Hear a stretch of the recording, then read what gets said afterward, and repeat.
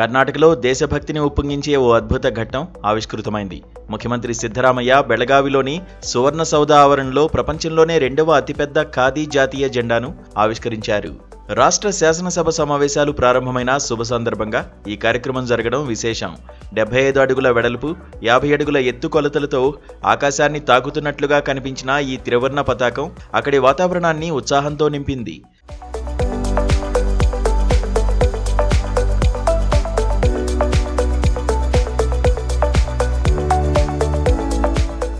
ఈ భారీ జెండాను చూసేందుకు వచ్చిన ప్రజలు, మంత్రులు తమ కళ్ల ముందు జరిగిన ఈ చారిత్రక ఘట్టాన్ని చూసి సంబరపడ్డారు.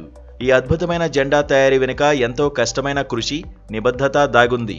కేవలం 45 రోజుల్లోనే ఈ భారీ ఖాదీ జెండా తయారైంది. ఈ జెండా తయారీలో దాదాపు 300 మందికి పైగా మహిళలు పాలు పంచుకున్నారు. వీరంతా కలబురగి జిల్లాకు చెందిన వినోద్ కుమార్ రేవప్ప బొమ్మన్ కుటుంబం పర్యవేక్షణలో అహర్నిశలు శ్రమించి దీన్ని రూపొందించారు. చేనేత వస్త్రమైన ఖాదీతో ఇంత పెద్ద జెండాను తయారు చేయడం నిజంగా ఓ అసాధారణమైన ఘనత.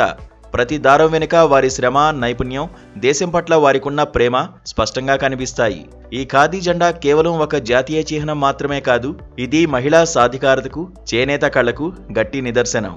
మహాత్మా గాంధీకి అత్యంత ప్రీతిపాత్రమైన ఖాదీ వస్త్రాన్ని ఉపయోగించి దేశభక్తిని ప్రదర్శించడం చేనేత పరిశ్రమకు గొప్ప ప్రోత్సాహాన్ని ఇస్తుంది.